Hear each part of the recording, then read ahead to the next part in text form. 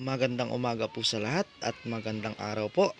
Ayan po, kumusta po ang lahat at sana po ay nasa mabuting kalagayan po tayong lahat.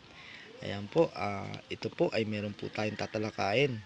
Ayan po, siguro po alam niyo na po itong coins na ito dahil nga po ito ay hard to find at napakahirap po ito hanapin dito po sa ating sirkulasyon.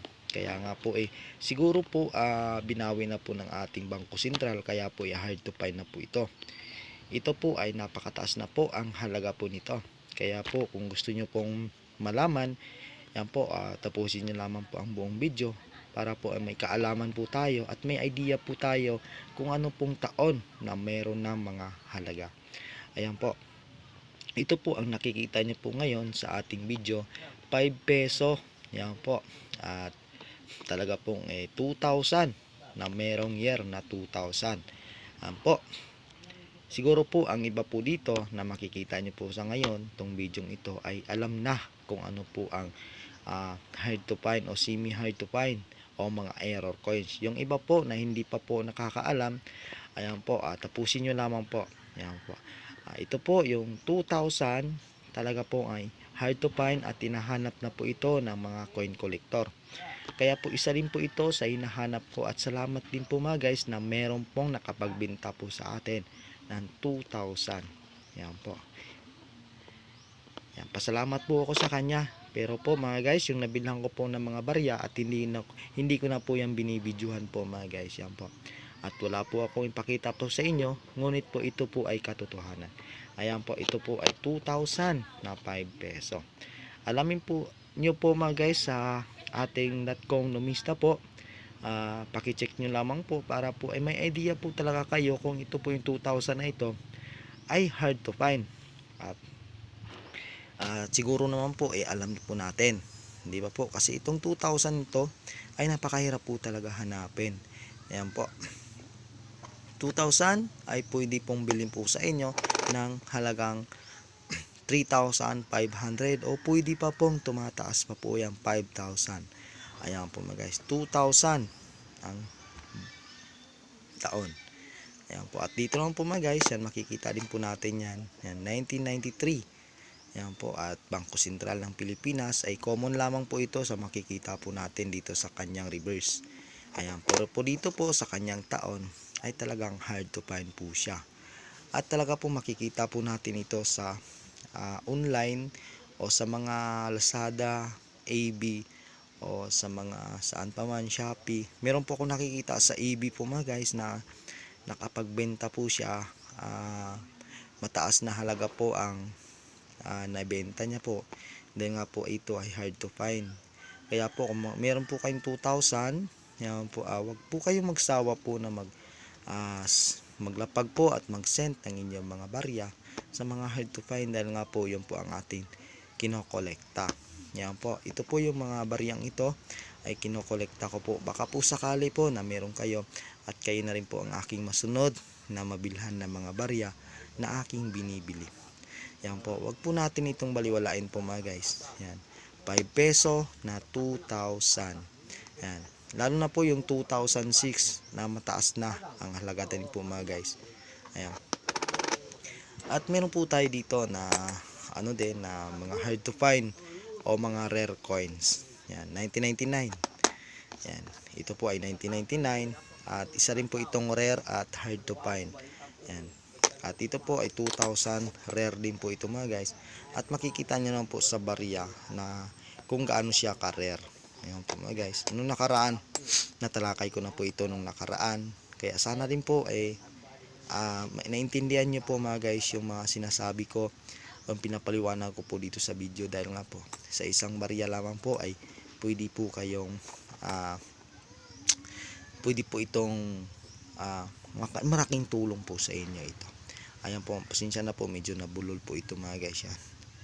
Yan, sinasabi ko po sa inyo, ito pong nakikita nyo po sa video ito ay talaga pong hanapin nyo po ito at kolektahin na po. At i-check nyo po kung sino po mga alkansya po dyan, kung meron po kayong alkansya. Kung baka sakali po na gusto nyo na po yung tanggalin yung alkansya nyo, ay check nyo po yung mga taon na meron ng mga value. Dahil nga po ito, yan po, kung meron po kayo, yan, wag lamang po kayo magsawa po at Yung iba po kasi sasabi lang kung meron po kayo mga guys, yan po pakilapag lamang po para po yun po ay ating ma-check. Dahil nga po yung iba at nagsasabi lamang po na meron pero wala pong patunayan. Yan po, patunayan po natin na meron po kayo para po ma-check po natin yan para po mabili din po sa inyo. Ayan. Yung iba po kasi na hindi po naniwala na meron ng mga halaga at meron ng mga collector value po ang mga barya na hinahanap po natin dito sa video. Dahil po marami na rin din ako na bilhan po ng mga barya na aking natulungan pero hindi ko na po yun na nabidyohan po mga guys. Yan po, pasensya na po kayo dahil po meron po ako nakita na coin collector din nagkokolekta at bumibili po ng mga barya-barya at lalo na po yung 20 pesos. Ayan po, binibili niya raw. Ewan ko lang po kung yun po ay scripted o totoo ba dahil nga po meron pong hindi ko alam kung talaga pong totoo ba yan o scripted yan. Yan, kung totoo man yan, salamat din po sa kanya dahil nga po malaking tulong din po yan. Ayan po, meron po kayo, pakicheck naman po ng inyong mga barya at lalo na po sa merong alkansya. Yan po, sa mga kaibigan kong coin collector, yan po, kung meron din po kayo, pakilapag nyo rin po doon po sa mga kaibigan kong coin collector. Kaya kung meron po kayo, kung mailapag nyo po dito sa comment section ko at ilapag nyo rin doon sa mga kaibigan kong coin collector na naghahanap din po ng mga semi hard to find o hard to find na mga barya.